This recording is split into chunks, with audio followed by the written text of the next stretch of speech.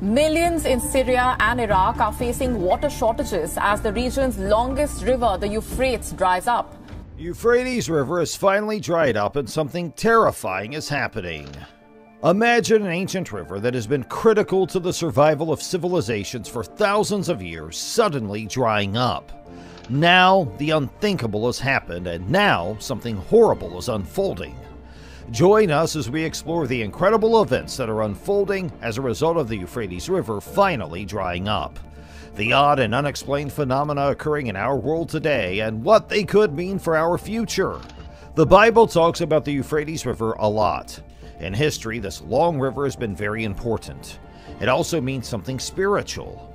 In the Bible, the Euphrates River is a fascinating symbol, and it is also described in prophecies about how it will dry up. The Euphrates River is one of the biggest rivers in Western Asia. It starts in Turkey and runs through Syria and Iraq before emptying into the Persian Gulf. The length of the river is about 1,740 miles. It has been an important part of the past of the area for thousands of years, giving people water to drink and irrigating crops. It has also been a major trade and transportation route. The Euphrates River was a big reason why early nations like the Sumerians, Babylonians, and Assyrians grew and thrived. It has a lot of old towns like Ur, Babylon, and Nineveh that were once important places for civilization and culture.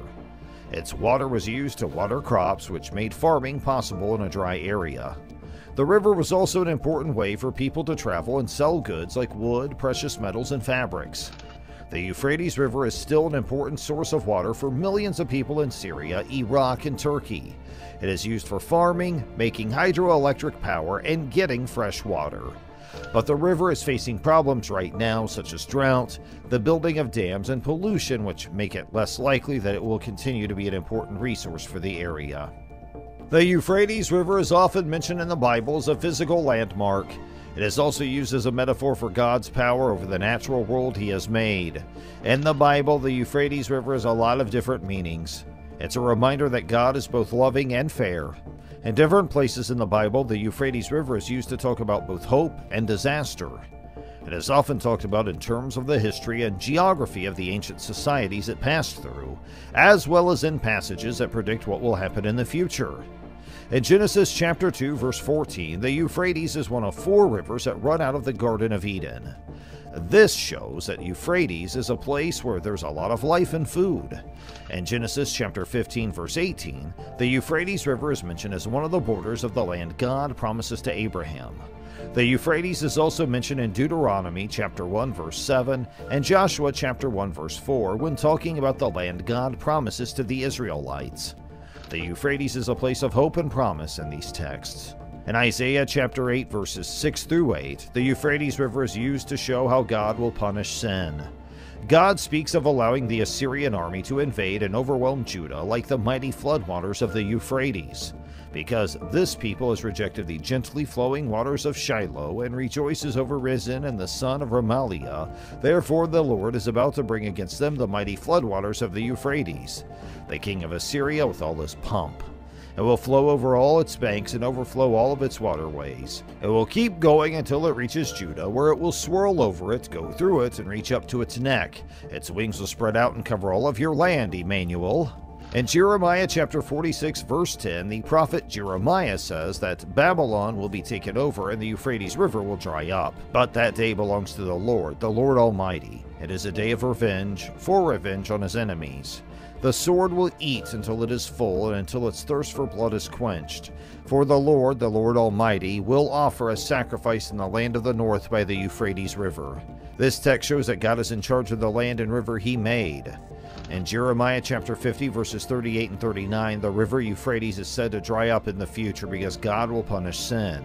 In these lines, God says there will be a drought on her waters. They will become dry, for it is a land full of idols, and those gods will go crazy from fear. It will never be lived in again from one generation to the next.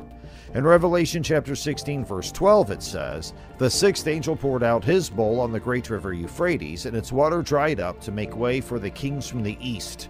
This makes it possible for evil kings to attack Israel. From what that text says, it seems like the Euphrates is a place of destruction and judgment at that time in history. The Euphrates River could dry up for the same reason that other rivers do, because people don't take care of the surroundings around the river. Bible scholars have come up with different spiritual meanings for Bible texts that talk about the Euphrates River drying up.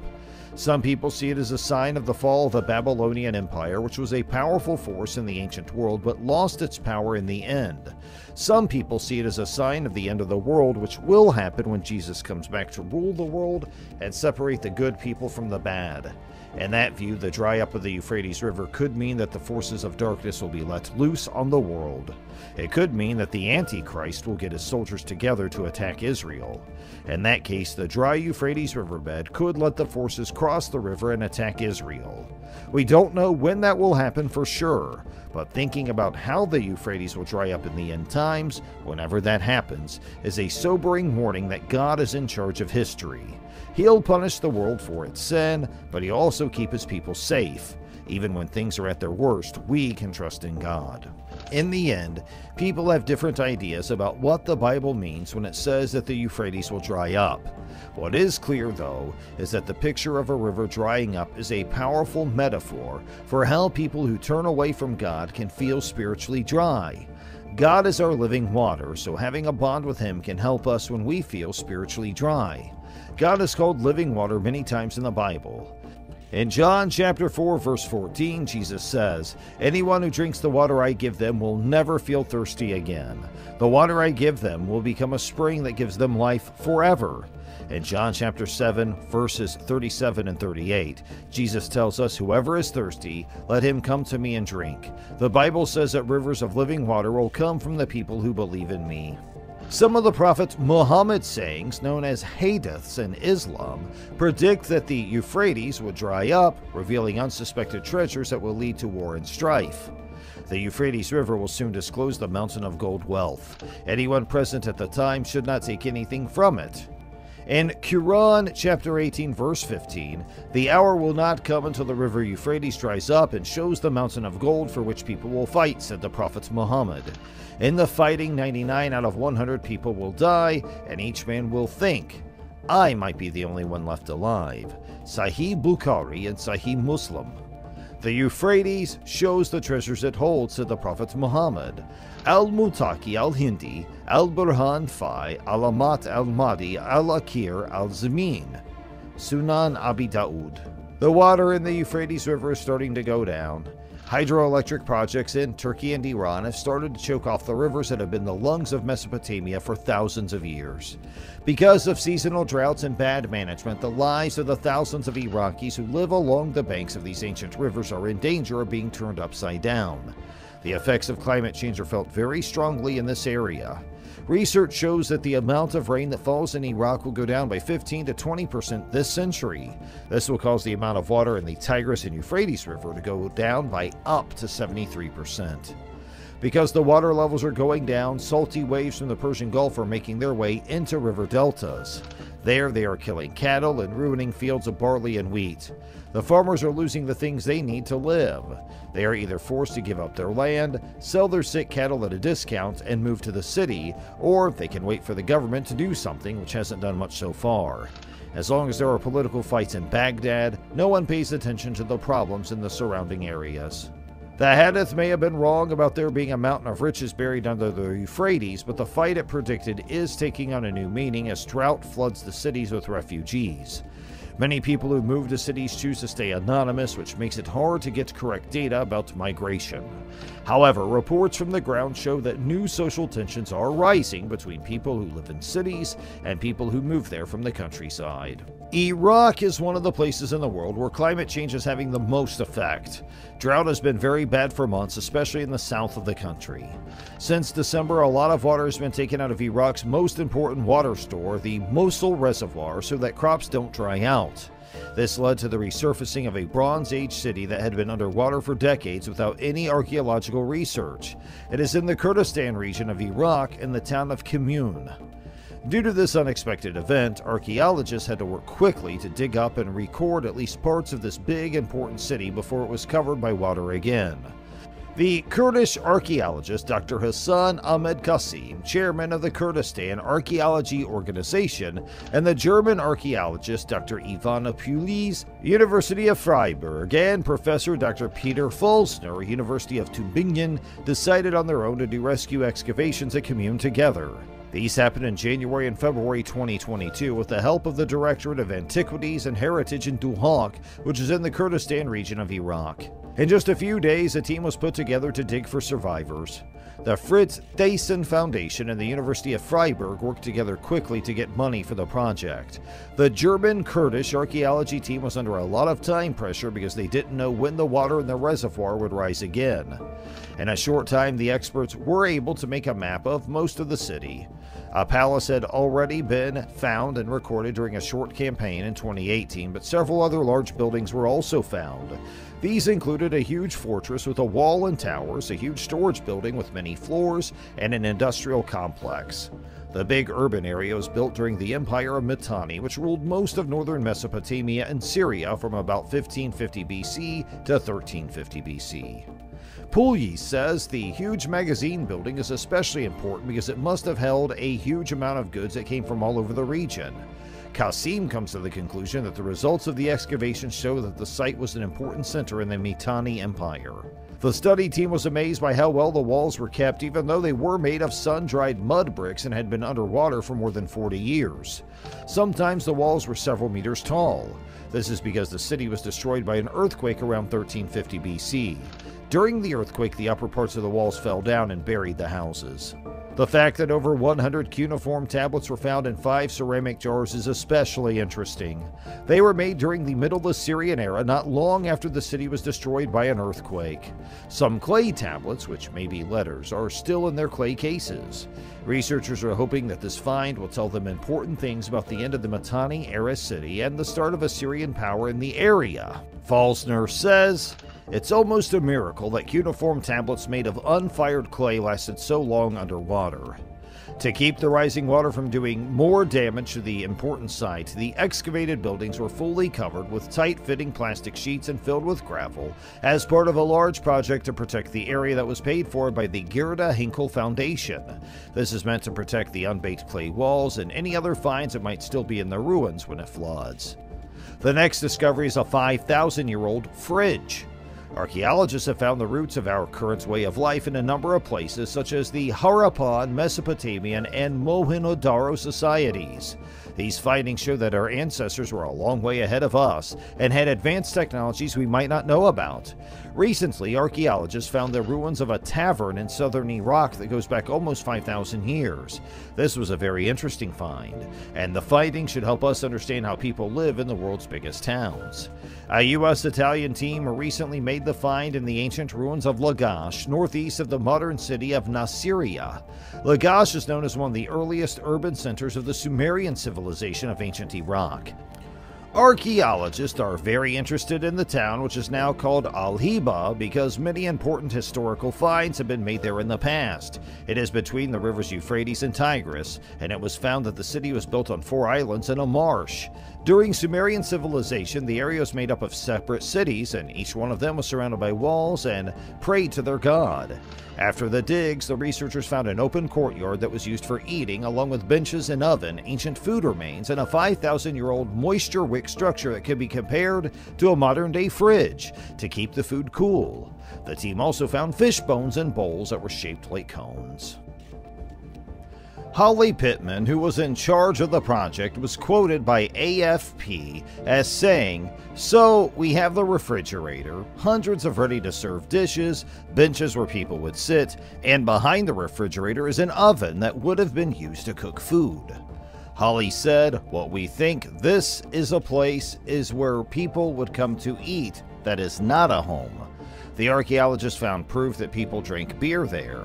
"We call it a tavern because beer was by far the most common drink in Sumer, even more than water," she said, adding that a beer recipe was found on a cuneiform tablet in one of the temples in the area. Archaeologists also found a recipe for an old beer at the site, according to sources. It has also been reported that excavations at the site resumed in 2019 as part of a joint project between the Penn Museum, the University of Cambridge, and Baghdad State Board of Antiquities and Heritage, where they have been using new techniques such as drone photography and genetic analysis to secure data and information. Researchers have learned more about the Sumerian civilization and how people lived during that time by using these modern methods. According to reports, early excavations in the area focused on religious architecture and learning about the elites. However, the most recent excavation focused on non-elite areas to learn more about how ancient towns were built. Archaeologists and people interested in history are very excited about this find. Food has been found in places like Mesopotamia, Sumer, and the Indus Valley, but this is the first time that a building that looks like a fridge has been found. It shows not only how skilled the people of that time were, but also why they put something that would spoil, like fish, in a cool box.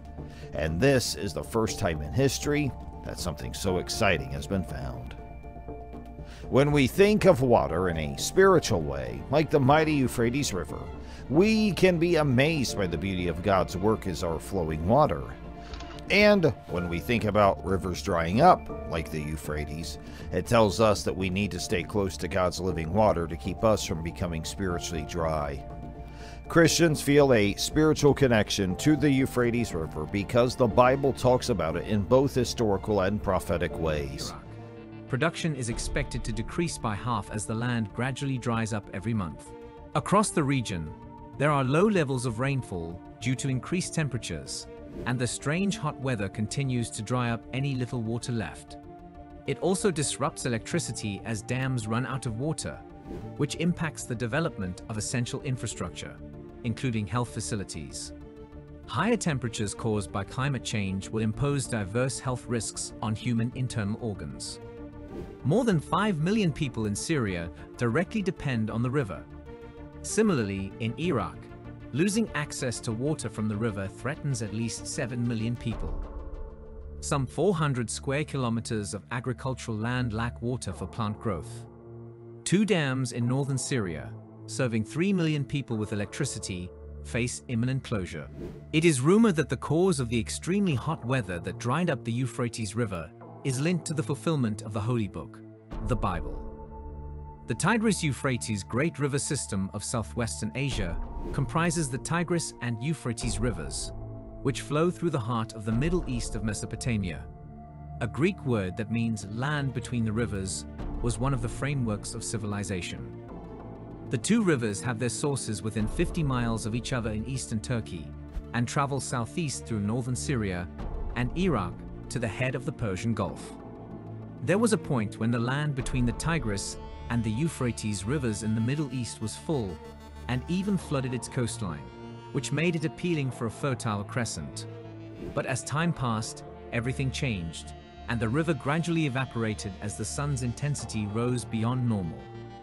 Not just that, but something underground stems from the Euphrates River to evaporate. So what does this signify for the fate of humanity? This sign from the Euphrates River is a sign that is relative to what has been revealed from the biblical and scientific standpoint. Many Christians are watching the Euphrates River, which is nearly dry, and is a Bible scripture associated with it that describes 4 fallen angels. The boiling land between the Tigris and the Euphrates rivers aligns with a biblical insight about strange sounds underground. A portion of Revelation in the Bible reveals tunnels where angels that fell from heaven are trapped. So it is perceived that demons are currently burning in hell, and the hell may be underground around the Euphrates River. We know these are demonic beings because they are described as bound. Demons are fallen angels, many of whom are bound in chains of gloomy darkness, in 2 Peter 2-4. God's good angels are not bound but are free, as are some of Satan's angels/demons. Ephesians 6:12 tells us, "We do not wrestle against flesh and blood, but against the rulers, against the authorities, against the cosmic powers over this present darkness, against the spiritual forces of evil in the heavenly places." Where are these 4 angels imprisoned along the Euphrates rivers? There is a well-known correlation between human sin and that area. Perhaps the first murder occurred in the Euphrates region, close to the Garden of Eden, Genesis 4-8. In that region, the first war allies happened. To clarify this, check Genesis 14. There Nimrod established his kingdom, Genesis 10-8-12. The area saw the rise of Babylonian idolatry, which will be judged. It was also written in the book of Revelation. What are these fallen angels screaming underground on the Euphrates River? Revelation chapter 12, verses 7-9, reveal much about the angels below the Euphrates. According to the Bible, a war between Michael and the dragon broke out in heaven. The dragon responded with his angels, but he was too weak and lost the battle, so they were expelled from heaven. The 4 angels under the Euphrates are unquestionably a part of the fallen angels who were hurled down with Satan when you read Luke chapter 10 verse 17, Revelation chapter 12 verses 7-9, and Jude chapter 1 verse 6. The great dragon was thrown down by the ancient serpent, the devil or Satan, who leads the entire world astray. He was hurled to the earth and his angels with him, according to Revelation chapter 9. You will notice that some of the fallen angels, who are part of the 1/3 of angels chosen by the devil, were not allowed to roam freely on earth like the others, but were instead chained or bound until the appointed time. These imprisoned angels were most likely violent and may endanger humanity's existence. Therefore, God had to jail them. Among the shackled angels are definitely the 4 angels of the Euphrates. According to Revelation chapter 9, they will be unleashed from the Euphrates to fulfill biblical prophecies that call for the smiting of 1/3 of the earth. Everyone should be aware that everything happening in the Euphrates signals that the rapture is approaching. Therefore, we must serve the Lord with zeal since we live in the latter days.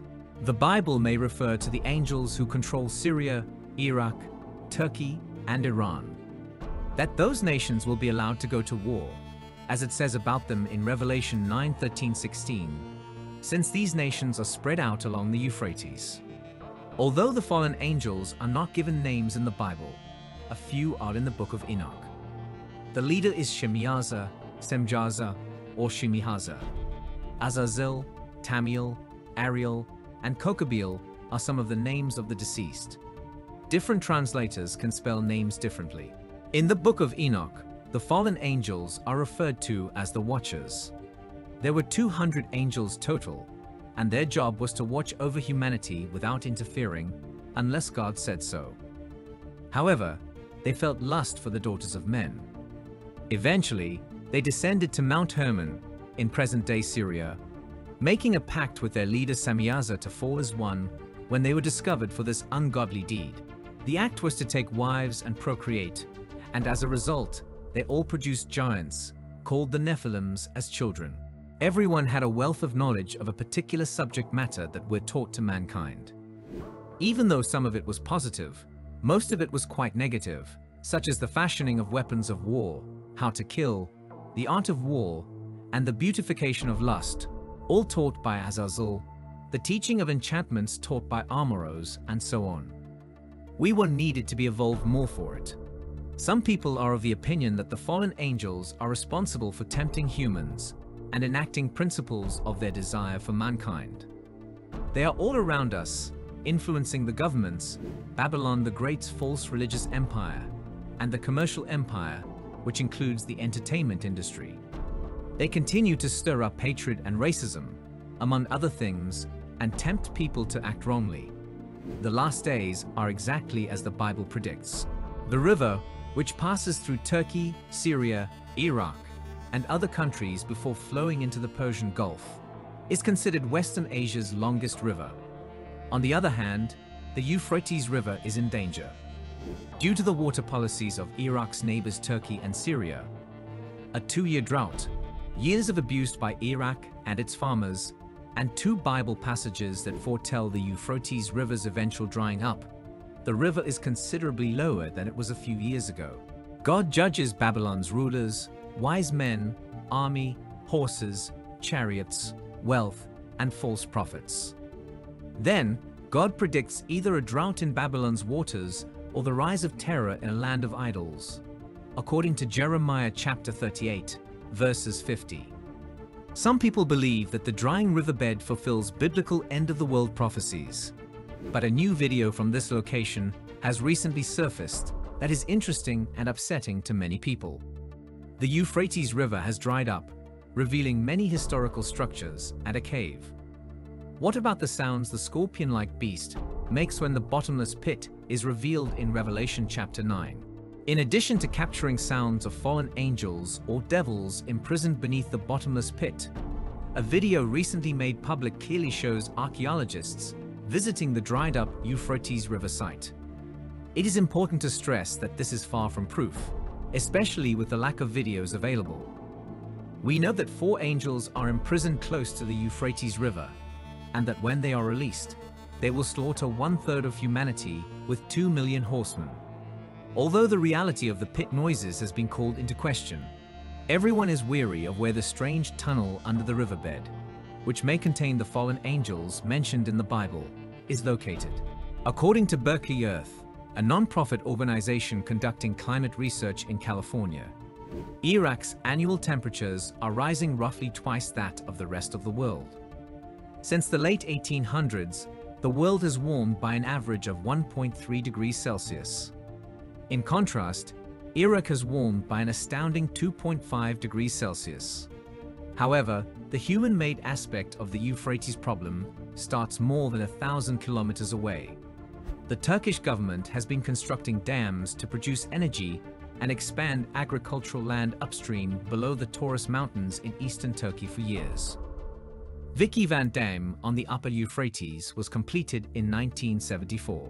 The situation was on the verge of escalation when Turkey and Syria eroded the Euphrates River into a series of reservoirs, effectively drying off the river's downstream stream in Iraq. As a result, the Iraqi government built a network of canals from the Euphrates River to a lake farther northwest of Baghdad. Since the construction of Turkish and Syrian dams in the 1970s, Iraqis have clashed with both neighbors for decades over their fair share of the water. According to the World Resources Institute, a non-profit American environmental organization of 8 agencies, Iraqis already feel the effects of the Euphrates drying up.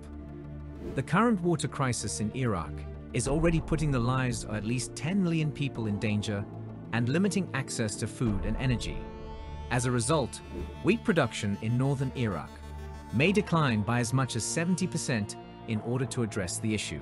The irrigation system would need to be completely rebuilt, which could cost between $60 and $80 billion, money that the poor nation does not have, meaning that hunger is imminent.